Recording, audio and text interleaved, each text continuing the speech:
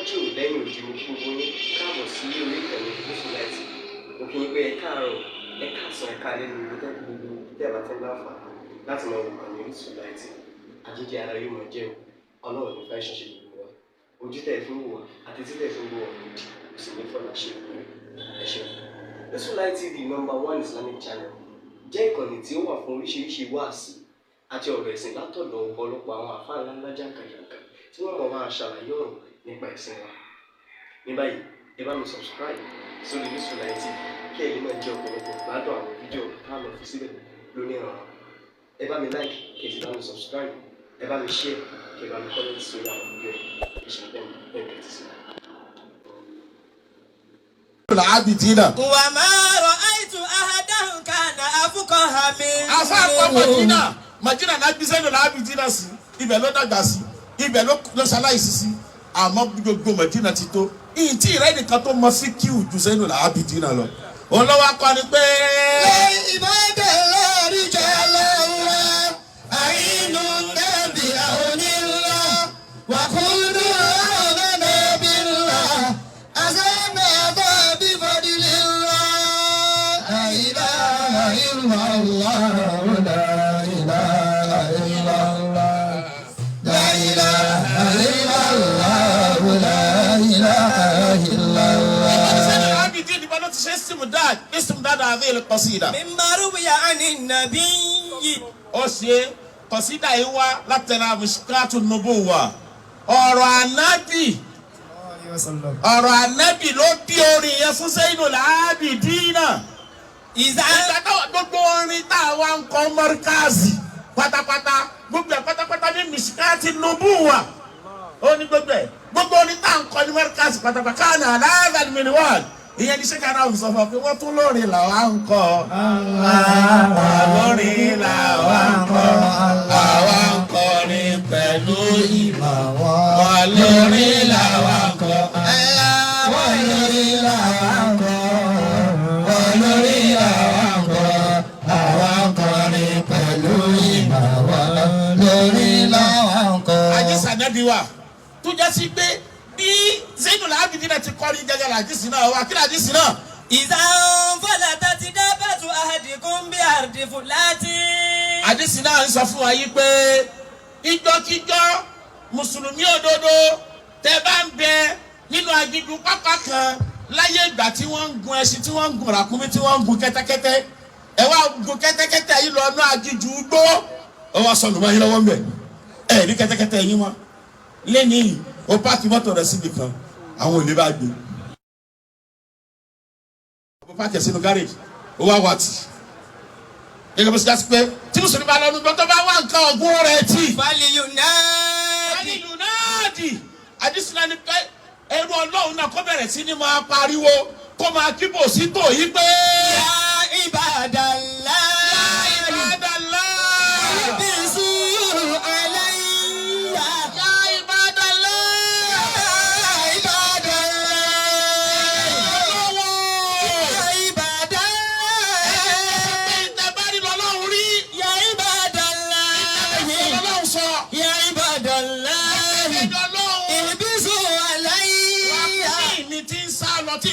Ibikíbi tó bá wà ẹ dé mọ́lẹ̀ síbẹ̀ fún mi ń bẹ̀. fa inna lillahi fil ardi hadira. aláàbí nítorí wípé àwọn ẹ̀dá kan ń bẹ tí wọ́n ń bẹ pẹ̀lú yín gbogbo ìgbà. sayahbisuhu alaykum. bíbí ìràkúnmí yín bá wà wọ́n lọ bá yín sọmọlẹ̀ wọ́n sì wọ́n bá yín láti bẹ̀. àdìsá nábì ni. ìbáraẹni rawahu Tabarani wa Abu Ya'la fi musnadihi. ìmọ̀ ní mọ́ríkàsì o kìí sá ìmọ̀ kan o kìí sì ṣoògùn là ń kọ́ mbẹ́ mọ́ríkàsì ò nù. yakumullah. mọ̀jẹ̀ yà. rawahu Tabarani. Tabarani ló gba àdìsí yẹn wá. wa Abu Ya'la fi musnadihi. àti Abu Ya'la. wa ani ibnu Saniyyi fi amalil yawmi wal layl. ibnu Saniyyi gba nínú àtìrà rẹ̀ kan tó pè ní kíni jàre. amalil yawmi wal layla. rawahu kulluhum marfu'an min hadith. gbogbo wọn dá wa kèésì àdìsí mawqufu kèésì ṣe mọ̀kìtù àdìsí marfu' ni gbogbo wọn gbà nígbà pé ànábì ló sọ bẹ́ẹ̀. illa annahu gbọ́ dada ẹnu máa pé wọ́n ní àdéhìsì dọ̀yìn fún mi. ládẹ́kun mú bí ìhùjà tún. tá a lè fi ṣe hujja ṣé ni pé ló tọ́ nìyẹn aládìsí dọ̀yìn fún ni àwọn àti gbọ́ àdéhìsì dọ̀yìn fún ni. lẹ́yìn eléyìí sàábẹ̀ bíi tún dá wa. رواه الطبراني أيضا عن عتبة بن غزوان أتوتو دعوة عن النبي أنه قال إذا دل أحدكم شيئا tí ẹnìkan bá sọ nǹkan nínú yín bóyá owó sọnù lọ́wọ́ ẹ̀ bóyá ọmọ ẹ̀ sọnù bóyá kìnnìkan sọnù nìṣọ́lẹ̀. أراد أحدكم كوثا àbẹ́nìkan ó wá nù nira ìwọ wọ́rọ̀ lọ́wọ́ وهو ìwọ بيده ẹni tí ó dàrún ìwọ ẹni tí ó làrún kò sì sẹ́bi rẹ̀ bẹ̀ kò sára rẹ̀ bẹ̀ kò sọ́bọ̀kẹ́wù rẹ̀ bẹ̀. وهو بأرض ليس بها kò sẹ́ni kankan tó lè dálẹ̀ bẹ́ẹ̀. فليقل يا عباد الله أغيثوني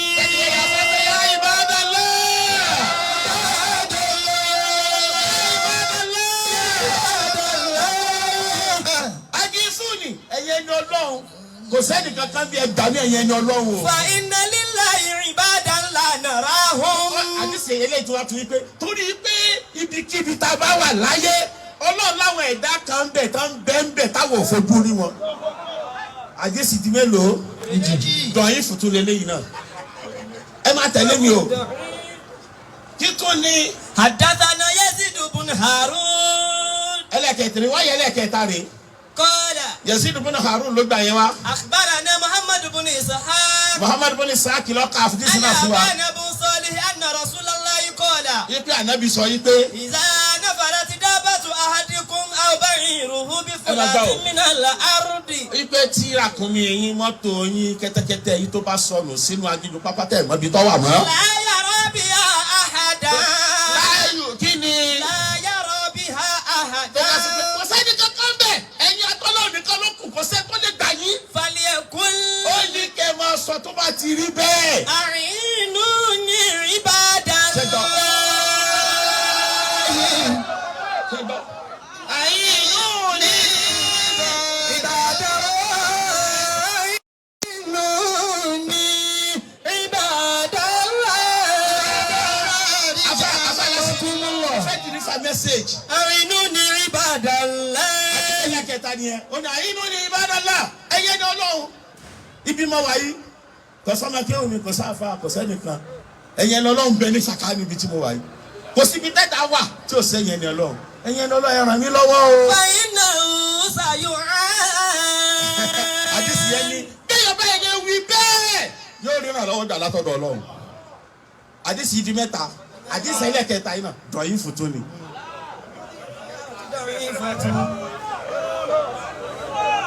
dọ̀yìn fòtó ni. sẹ́yìn tẹ̀lé mi. ọ̀ya ẹjẹ́ àwọn akọ́lọ́gbọ̀ àdìsí mẹ́tẹ̀ẹ̀ta yìí àdìsí mẹ́tẹ̀ẹ̀ta yìí ẹ jẹ́ ká jà papọ̀ ká kọ́ lọ sọ́dọ̀ àwọn àfọ onímùsítọ́láwù ká máa mójútó àdìsí kọ́ àyídàtú mùsítọ́láhìyà àwọn àfọ onímùsítọ́lá fẹ́ sọ̀rọ̀ o àdìsí kan kò sí àdìsí eléyìí nìkan o gbogbo àdìsí tá a bá gbà wá tó jẹ́ dọ̀yìn àgbà lọ́nà kínní dọ̀yìn fún ni àtúgbà lọ́nà kejì náà dọ̀yìn fún ni àtúgbà lọ́nà kẹta dọ̀yìn fún ni àwọn àgbà dọ̀yìn fún kò ó pé mẹ́ta ó pé mẹ́rin kí làwọn afọ onímùsítọ́lá ni yóò jẹ́. تزول صفة الضعف عن الحديث الضعيف. ṣé ń gbọ́ mi àdìsí dọ̀yìn sífà dáàf sífà ìjẹ́dọ̀ yìí fún tó wà lára rẹ̀ yóò mọ kúrò lára ẹ̀. بوجود عدد يعدده. bàbá ti rí àdìsí míì tó bá bá kiri ẹ̀. فاحتمل لوجود العدد. irú yẹn dọ̀yìn fún tó wà lára àwọn àdìsí àwọn àgbẹ̀kọ́ nítorí bá ti rí àdìsí míì tó bá kiri rẹ̀. ولولاه bí ẹ bá sọ la para àwọn àdìsí méjì mẹ́ta míì. لَاسْتَمَرَّتْ صفة الضعف فيه. sífà tó dáàfọ̀ bá sì máa wà lára àdìsí tá a kà yẹn. قد ضعيف إلى الحسن لغيره.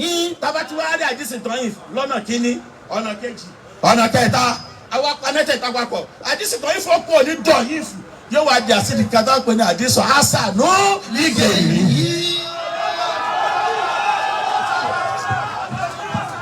حكم الله yóò di hasanu لغيره. kò sásìkò ṣá. حكم الله. Oh, dog.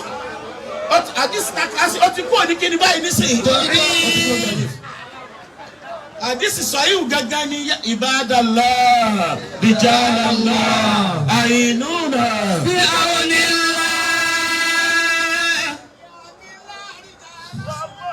Ainuna Bi'awnillah La ilaha illallah La ilaha illallah La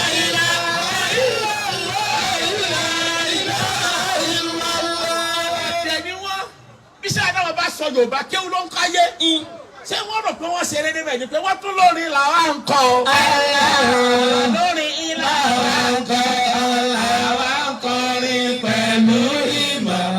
Wọ́n lórí làwa ń kọ́. Wọ́n lórí làwa ń kọ́. Wọ́n lórí làwa ń kọ́. Àwa ń kọrin pẹ̀lú ìmọ̀.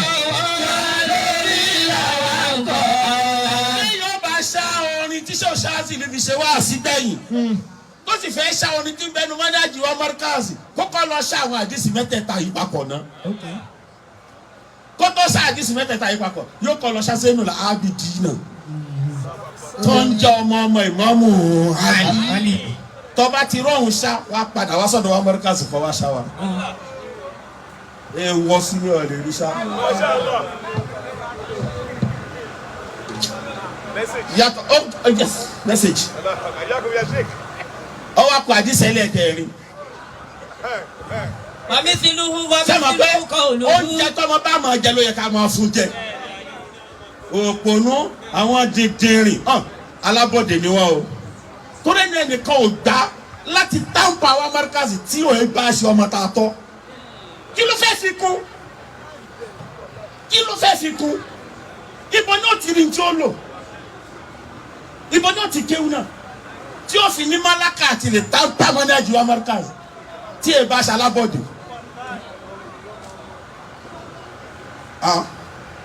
Wa mithluhu qawluhu ruwiya rawa alábọ̀dé wọ́n ní adadunanka Markaz mugaffal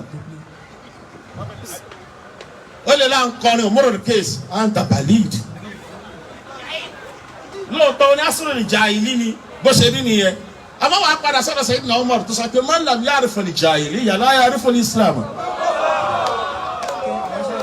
tó bá ti mọ́ ó máa dá ṣe násìrò jahili ó lè mọ islam kankan rárá òun náà ni ò jẹ́ gbọ́ islam ni orin múrù kéésì tẹ́ kàn gan òun ò jẹ́ òun náà dìgbà tẹ́ ẹ̀ máa ta òun ò jẹ́ kẹ́ lè dàlú ti tọ̀ bí àyín kò jẹ́ kẹ́ lè dàlú ti mímọ́ àyín.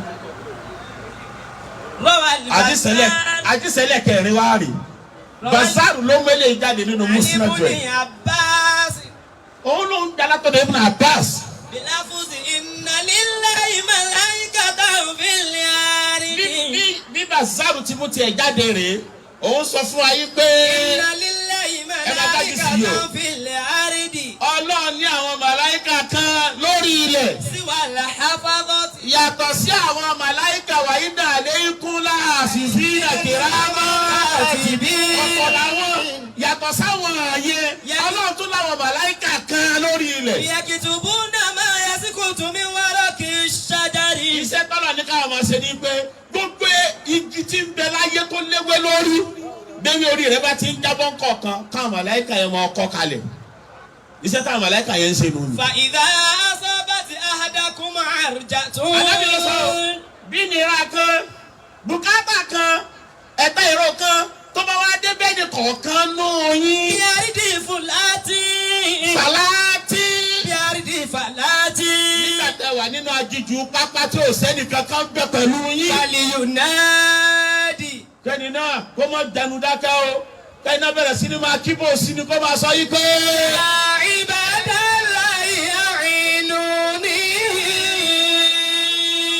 kí ni kó máa wí o. ibadallahi a'inuni. ọ̀sẹ̀ yẹn lè bọ́ wàá máa wí sẹ́ni láti dín náà wá sọ́dọ̀ ní pé. ibadallahi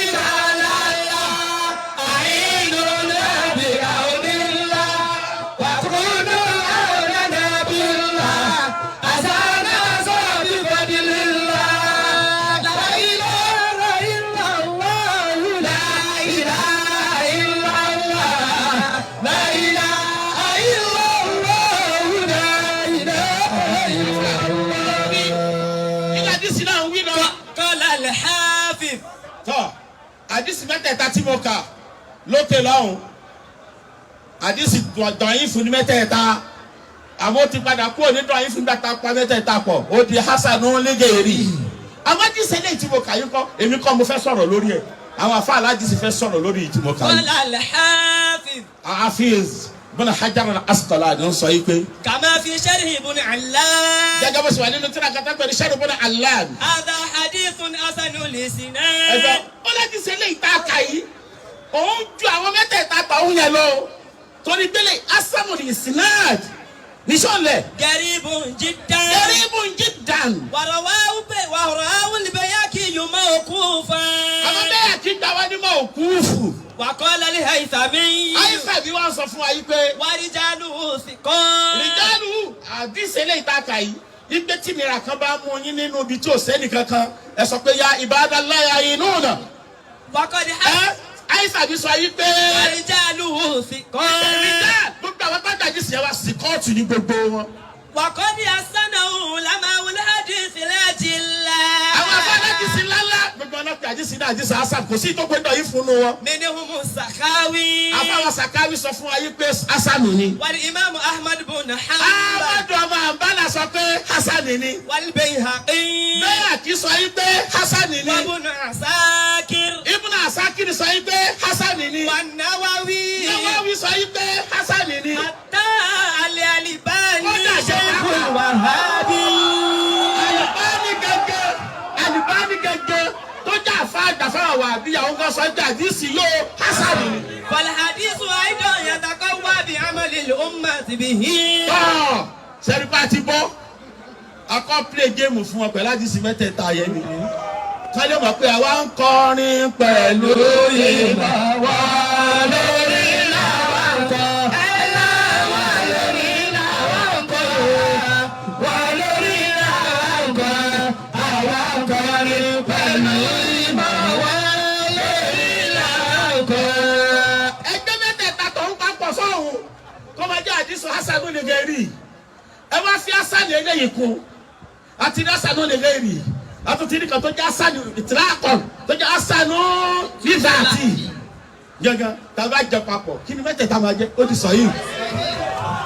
Akumullah. Ó ti sọ yìí. Ó ti sọ yìí. Àwọn akọ́là ń sọ̀rọ̀ ànábì ló ń sọ̀rọ̀ súnà tá a rù sórí gángan ló bá kẹ̀.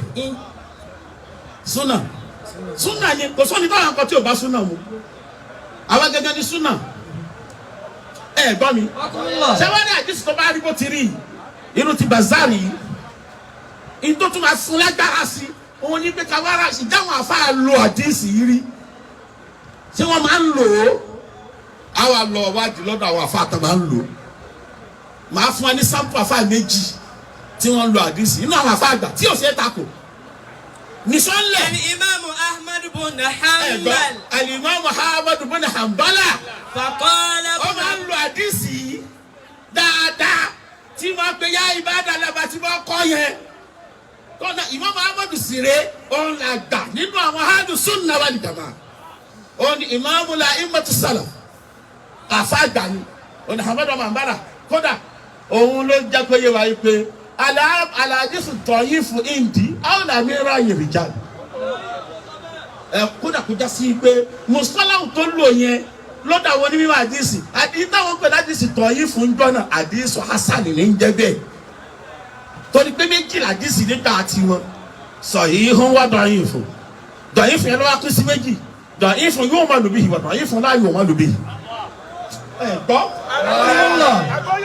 ní ìdẹ̀yìn náà kó sẹ̀ pé àdìsí sí mẹ́ta wípé sahihun hasanun da'if nígbà tó yá wọ́n tún kọ́ bẹ̀ wọ́n pé àdìsí sí márùn-ún wọ́n pín sí sahihun li dhatihi wa sahihun li ghayrihi hasanun li dhatihi wa hasanun li ghayrihi àti da'if márùn-ún nìyẹn. tí Imam Ahmad wá sọ pé àlàdísì da'if fún ìdí àwọn àbí ráyè ìjà kò ń ṣe àdìsí da'if fún láàyò mọ́lùbí hasanu ló ń pè bẹ́ẹ̀ ọ̀gbọ́ Imam Ahmad Tawawi mutashaddidun fi sunna ẹ̀ tó di sunna mú ṣiṣẹ́ ìsinmi ó wá máa ń lo àdìsí ibadallahi ya'inuna. Faqala ibnuhu Abdullahi fil المسائل. ọmọ Imam Muhammad tó fi ń pè ní Abu Abdullah. Imam Muhammad bọ́mọ tó ń jẹ́ Abdullah. ọmọ rẹ̀ ni wọ́n sọ fún wa yìí pé. Sami'tu abi yaqul. ẹ máa gbọ́ ọmọ Muhammad ni mo gbọ́ tí bàbá mi máa sọ yìí pé. Hajajitu kamsa hijajin. èmi àbọ̀dọ̀ máa ń bala ẹ̀ máa rún mọ́ lọ Mákà. Mini athnatayn rakiban. ẹ̀ẹ̀mejì ń bẹ̀ mo gun kẹ́tẹ́kẹ́tẹ́ mo lu ebo gẹ̀ẹ́sì lọ ni. Wa thalathatan mashiya. ẹ̀ẹ̀mẹ́ta mo fẹsẹ̀ rìn lọ ni. Aw ithnatayn mashiya. àbíkà tó sọ́lẹ̀ kejì pé méjì ń bẹ̀ mo fẹsẹ̀ rìn lọ. Wa thalathatan rakiban. mẹ́ta mo gun nǹkan lọ. Fadalalitu tariq. tọ́ ìmọ̀ bàbá kùnrin. Fadalalitu tariq fi hijatin. ájì kan wà nù márùn-ún tí mo lọ mọ́ sọ́ọ̀nù. Wa kuntu. èmi àbọ̀dọ̀ máa bá ìmọ̀nàmọ́ tí ń gbà. ẹsẹ̀ mo fi rìn lọ. Fakulit fadalitu aqul. nígbà mo ní pé mo sọnù ọ̀nà ti dàrú mo ti kóyí ìmọ̀bi tí yà sí mọ́ èmi àbọ̀dọ̀ ọmọ àǹbálà mo wá bẹ̀rẹ̀ sí ní sọ yí pé. Ibadallahi.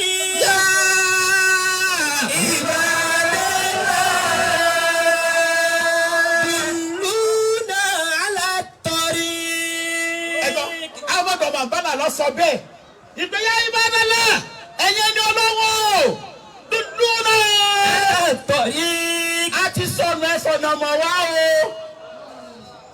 ẹ̀fọ̀nàmọ̀ wá a ti sọnù o. Dallahi. Dulluna ala tariq. ẹ̀fọ̀nàmọ̀ wá àmọ́ tí máa ń lọ mọ́. Falam azal aqulu ìjọba bá dhalika. ti ní mo bẹ̀rẹ̀ sí ní wí mo sọ di tẹ̀kárà mo ń wílẹ̀ kínní mo ń wílẹ̀ kejì mo ń wí lọ. Hatta waqa'tu ala tariq. wọ́n ti wí lọ yìí náà láti já náà lápádà mọ́ náà. nísọ̀lẹ̀. Thaniyan al-Albani. Thaniyan. sọ́dọ̀ ló kọ́ mo bá ṣára. Inshallah. Imam Muhammad ọmọ àbálà tó bá jẹ́ ní bídíà ni wá tí n táṣe yẹn bá jẹ́ ṣíríkù àwa àti Ahmad ọmọ àbálà lájọjọ́ oní ṣíríkù. ṣé o ṣáàṣì ní nìkan kọ́ ló ń ṣíríkù ń bẹ̀rù Markaz nìkan kọ́ ni àwa mùṣírikù náà ṣe kí ni jàre.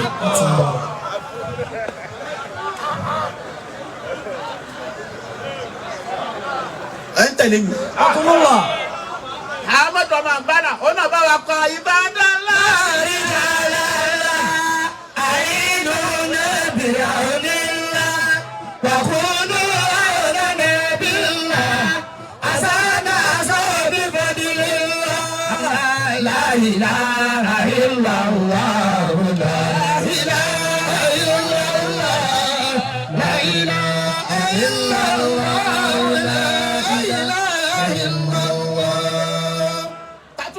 tó tún lọ àdìsí yẹn. Al-Albani. Albani gẹ́gẹ́ fúnra rẹ̀. Albani gẹ́gẹ́ fúnra rẹ̀. Sheikhul Wahabiyya. Níṣẹ́lẹ̀. Sahaha ma warada anil Imam Ibn Iná bàtà Hanbal. fi sọ pé lóore. Nígbà tó pátá Imam Muhammad ọmọ àbálá yìí. Ipò máa ń sọ báyìí.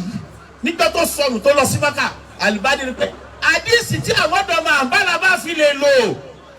Ẹnìkan ò lè mú mi yóò bí ẹni tó kú sínú omi. Ìtọ́mọ̀ àbọ̀dọ̀mọ̀ àbálà lò àdìsí ti kú òní dọ̀yìfù ó ti di àdìsí sọ̀yìfù. Faqala fi silsilati ad-da'ifati wal mawdu'a. ẹ máa gbọ́ o ó wá ṣe tíra kan wọ́n ń pè ní silsilatu ad-da'ifa wal mawdu'a àkójọpapọ̀ àwọn àdìsí tó jẹ́ dọ̀yìfù àti mawdu'a. Qala Albani sọ́ńbẹ̀ yìí pé. yabudu anna hadith Ibn Abbas. yóò sì wá pé àdìsí tí Bazaru gbà wá nínú Musnad rẹ̀ látọ̀dọ̀ Ibn Abbas yẹn. alladhi hasanahu al-hafiz. èyí tó jẹ́ sí pé Hafizu. Hasanahu. èyí tó jẹ́ pé Hafizu ṣe kí ni jàre ó sọ di Hasan. Kana al-Imam Ahmad yuqawwi. Imam Ahmad tó lò yẹn ó ti fàdísì yẹn lágbára sí i. Annahu qad amila bihi.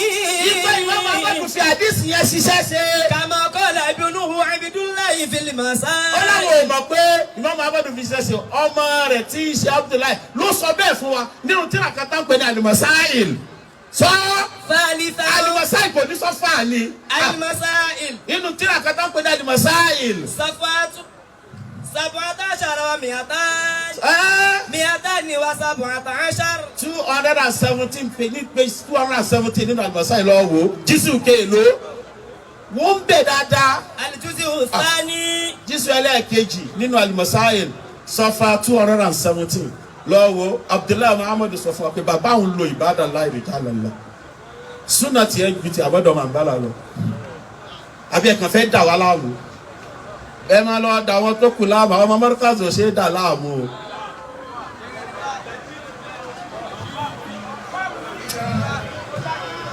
àìnú náà bí òní ńlá wàkúlù àwọn náà bí ńlá àṣàdá ẹ̀kọ́ bí fọdúrú ńlá láìlá ìlà ńlá ìlà afa kejì tó lò ó afa kejì. ثالثان عمل الإمام النووي afa ilé kẹta yes Yahya bin Zakariya an-Nawawi afa tó káàkiri gbogbo ayé pẹ̀lú arba'ina nawawiyya rẹ̀ tó kẹ́ arba'ina nawawiyya ká ṣe àdìsí 40 àdìsí tó yí fún ni Yahya bin Zakariya an-Nawawi dára ní tẹ̀sẹ̀ onísọ́nlẹ̀. ذكر النووي في الأذكار afa wa Nawawi sọ nínú tírà rẹ̀ tó gbé náà al-Adhkar في كتاب أذكار المسافر níbi tó ti ń sọ àwọn àdúrà tẹ́ tó bá ṣe ní àjọ máa ń ṣe. باب ما يكون إذا فلتت دابته àdúrà tí àdó lágbàdo Abdullahi bin Mas'ud náà ti gba ọ̀rọ̀ náà wá. رضي الله عنه ọlọ́pàá wa yọ́nú sí nìṣọ́nlẹ̀. قال ó sọ fún wa yí pé إذا فلتت دابة أحدكم àdìsẹ́ mọ́tò rẹ ló sọnù ni mọ́rùwà rẹ ló sọnù ni ọ̀kadà rẹ ló sọnù ni tírélà rẹ ló sọnù ni ẹrù rẹ ló sọnù tó ọmọ ibi tó wà ní. فلينادي يا عباد الله ọyọ bí ẹnu ìbádàlá ẹ̀ka wá bí tó bá wà o. فإن لله عز وجل حاضرا سيابسه ọlọ́wọ́ ẹ̀dá kan tó ń bẹ pẹ̀lú yín wọ́n bá yín mú nǹkan náà wá. قلت ó ní mo wá sọ yí pé حكى لي بعض شيوخنا الكبار في العلم Nawawi ló ń sọ̀rọ̀ yìí o àwọn àfa àwọn àgbà tó jù wá lọ nínú mímọ̀ wọ́n pa ìtàn fún wa yí pé أنه فلتت له دابة àfa àgbà náà ní nǹkan ọ̀gùn sọnù mọ́ lọ́wọ́ ń dọ̀kan nìṣó ńlẹ̀. أظنها باكلة mo rò pé kẹ́tẹ́kẹ́tẹ́ ló sọnù mọ́ lọ́wọ́ ń dọ́nà. وكان يعرف هذا الحديث ó dẹ̀ mọ àdìsí tá n kà látàárọ̀ yìí. وقال له ó bá ka àdìsí ọwọ́ sẹ́gbẹ́ yá ibadallah àyìnúnà bi'awnillah.